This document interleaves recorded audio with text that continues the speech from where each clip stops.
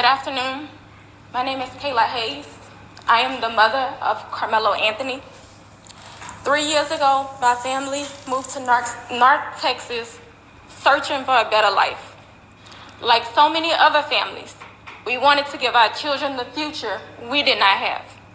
My husband worked hard every single day to provide for us, to make sure we're in the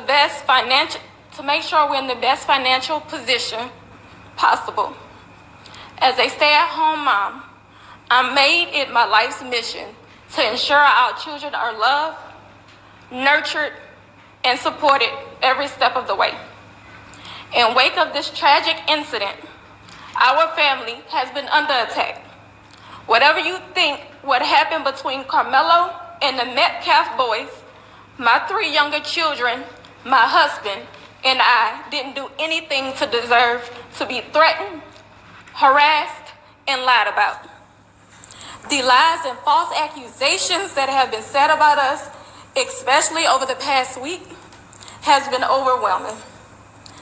The lies and their amplification put my family in danger, as well as everyone in our community, everyone involved in the investigation, from the police, the attorneys, and the court staff.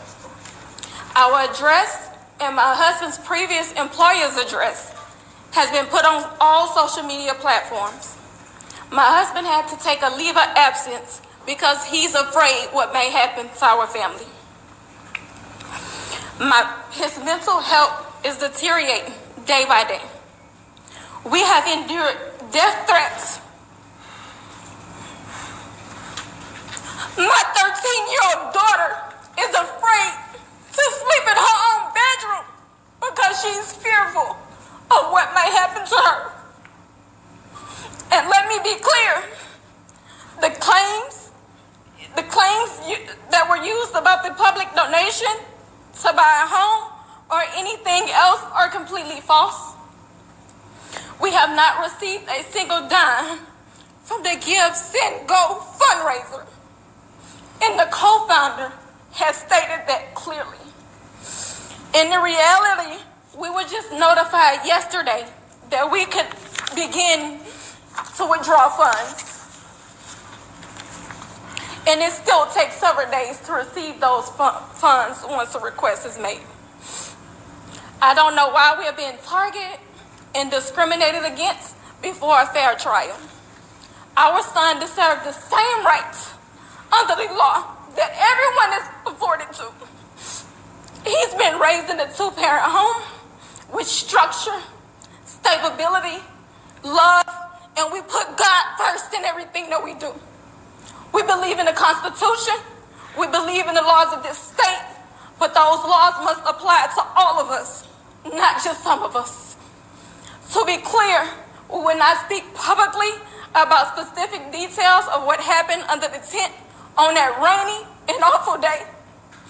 There's an active investigation that everyone involved wants to be full and fair. We believe in legal process, and that is where the truth will come out. To the family who experienced the loss, my heart truly goes out to you. To those who have supported my family, thank you from the bottom of our hearts. We ask for your continued support, patience, and prayers as we navigate this difficult process. Thank you. And all I'm going to say, so it don't be asked later, is that was disrespectful and just shows you all the character who is not invited. He knows that it's inappropriate to be near this family, but he did it. And so I say to people, actions speak louder than words. Okay? What he has failed into is the political operatives that want to make this thing a political thing of hate, yet bigotry, and yet racism. We have conservative operatives that have been posting non-stop about this case. If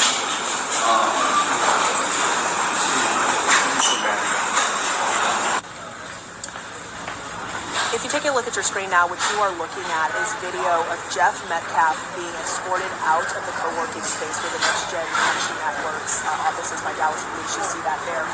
Jeff Metcalf, the gentleman who was wearing the sunglasses and the blue shirt, who's being escorted out, is the father of Austin Metcalf, who was the teenager who was stabbed and killed and attracted to the school. He is being asked to be escorted out of a press conference that is being held where the parents of the child who was accused of killing Metcalf's child are expected to speak.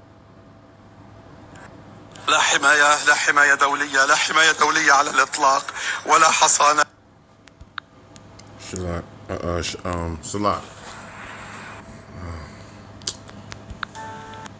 Salat. Shalom. First off, I would like to give all praises to Yahweh, Bahashim, Yahushai, Bahashim, Rakah Kadash. And to my shalom to my elders of GMS who told me the truth, and shalom and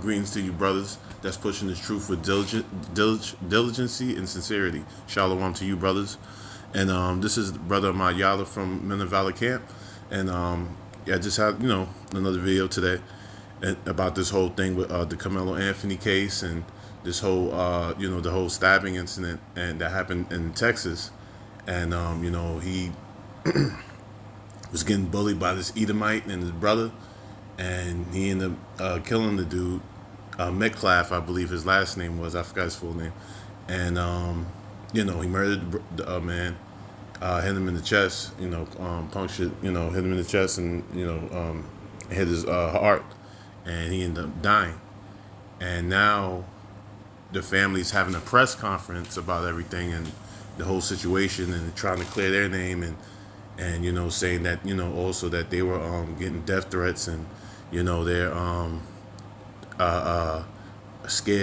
scared and in fear of their lives and their children's lives and everything that's been going on and you had this, and then you had the father show up, I don't know, I guess to intimidate them or whatever, or make them feel some kind of way. This whole thing, this thing is getting crazy. He just the son, Carmelo Anthony, he got a bail because his bail was at $1 million, and the judge was a woman judge, Jake, and she lowered it down to $250,000. So they were able to bail him out, and now you have all this, this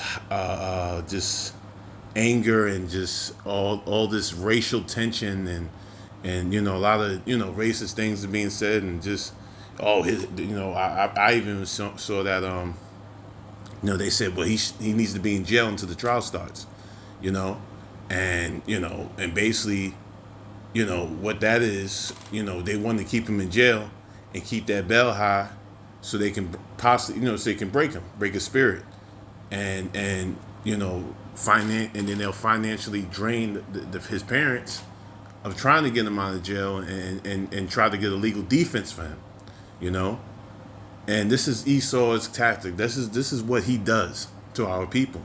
We don't get a due process here, we don't get innocent to proven guilty here, we already considered guilty because well, they say it's, it ain't our damn skin. It's the promise that we will receive from the Heavenly Father. You know what I mean? So we're going to, and the Lord said that, we will be under these curses. It's still written under the Constitution that black people, whatever, the Israelites are still written as three-fifths of man. A black man is written as three-fifths of man. A fucking animal, a horse or whatever, has more rights than so-called Jake men here living in Babylon, So this is what they do. This is what the devil does. He persecutes our people. He oppresses our people. He kills our people. Lies, cheats, and steals. And this is, and it just goes unpunished for him, because this is his society. But, but tables are turning now. Jake is waking up. Jake is, fighting back now, and then just not taking, these Edomite shit, just going around bullying people and shit. You know, I mean, I still don't, you know, him having a knife there, but you gotta understand, he lives in Texas, and Texas is a stand your ground state, and you know, and these fucking Edomites go around, running around with these, you know, armed, they just walk around armed and, you know, going into these stores and, you know, businesses and everything, and they just armed. Because, you know, you can carry your firearm as long as it's concealed. You know, so yeah, this getting crazy. This is just going to get crazier, and we'll see. You know, we're going to be watching, seeing what's going on with this case and everything. But you know, if he gets off on this, it might just go into all chaos out here. Just you know, full anarchy and just you know, riots in the street, or, you know, stores being burnt down and shit like that, you know what I mean? And there'll be these Edomites that's gonna initiate it, you know? They're gonna be out here, you know, assaulting black people, whatever, you know, the tribes, the tribes, you know what I mean? 10 tribes, whatever, just assaulting people and just harassing people. Fucking with black people, whatever, you know what I mean? Just, you know, try to stir up some kind of conflict, you know. And this is why we always talked about our race wars being ignited in this country. You know what I mean? The race wars, you know what I mean? Because it's going to happen. The race wars is going to happen, you know. Could the elites use this to fuel that flame, that fire? You know, we shall see, you know. Because I know it takes a lot to rouse Jake up and to do anything, you know what I mean? And a lot of Jake don't, you know, fight for one another and shit like that. They'll and if they do, you know, be out here, you know, raising hell, burning shit, whatever. They usually their own towns, and these niggas be stealing clothes and sneakers and shit. That's just a time for Jake to just be thieves and shit like that. You know, they don't really stand for nothing. But, you know, this could be, you know, the beginning of Jacob's trouble. We never know. We never know, you know, through the spirit, you know. Hopefully, you know what I mean? So we, you know, we're hastening the day, so we hoping that, you know, something come from this, you know, all hell break loose, and, you know what I mean? And that would just mean that we're closer to the end. So, you know, yeah, like I said, we're just gonna keep an eye out on this case and see what happens. And you know, let me get a scripture real quick. You know, Lord willing, this be edifying. This is Genesis 49:9. Judah is a lion's whelp from the prey. From my son, thou art gone up. He stooped down. He crouched as a lion and as an old lion. Who shall rise him up? That's right. Who's gonna rouse Jacob? And he's, you know, when all hell breaks loose and everything. You know what I mean? Who's gonna rouse him up? Who's gonna, you know what I mean? Who's gonna have him in that spirit to just, you know, go fight, you know, going to war with these Edomites and shit, going, you know, take, you know what I mean? Standing up to these Edomites, standing up to their oppressor and their enemy. I tell you what's gonna happen. It's gonna be through when all hell breaks loose. It's gonna, you know, when this economy and everything collapse. You know, when there's nothing to look forward to. That's when Jake is gonna rise up. And then when you go into that, Judah is a lion's whelp. Let me get into that definition of that word. Okay. Meaning. Okay. It says a lion's whelp primarily refers to a young lion, also known as a cub or a lioness.